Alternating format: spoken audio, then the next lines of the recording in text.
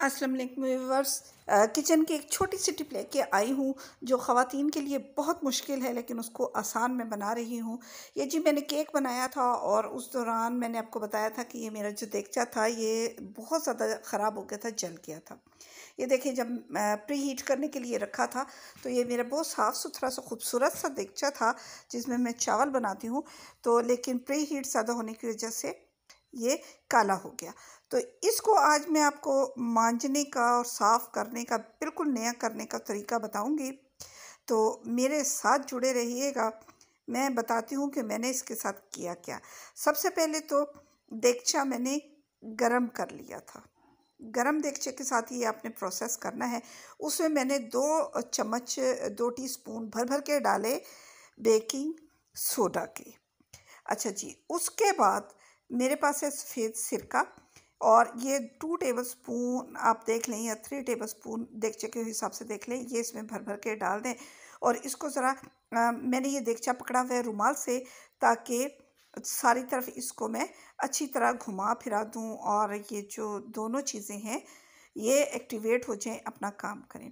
आप देखें, जो देगचा जला हुआ था ये गर्म भी है और ये इन्होंने अपना काम करना शुरू कर दिया और ये पानी काला होना शुरू हो गया। ये देखें, नज़र आ रहा होगा आपको कि पानी का कलर चेंज हो गया, ब्राउन ब्राउन सा हो गया। इसका मतलब है कि ये तैयार है मांजने के लिए। आप एक स्कॉच ब्राइट ले लें जिसकी एक साइड ग्रीन सी होती है, और उसके बाद आप कोई भी डिटर्जेंट ले लें, जिससे लेमन मैक्स से या जो जिससे भी आप इसको मांजते हैं वो इसके ऊपर लगाएं। भले ही सर्फ ले लें, सर्फ से बहुत खूबसूरत बर्तन साफ़ होते हैं। और उसको हल्का हल्का सा रगड़ लें। अब स्पॉन्ज से जो ही आप रगड़ना शुरू करेंगे तो जहाँ जहाँ पे भी ये मीठा सोडा और ये होगा सिरका, वहाँ से बहुत अच्छा सा साफ़ होना शुरू हो जाएगा, चमकना शुरू हो जाएगा।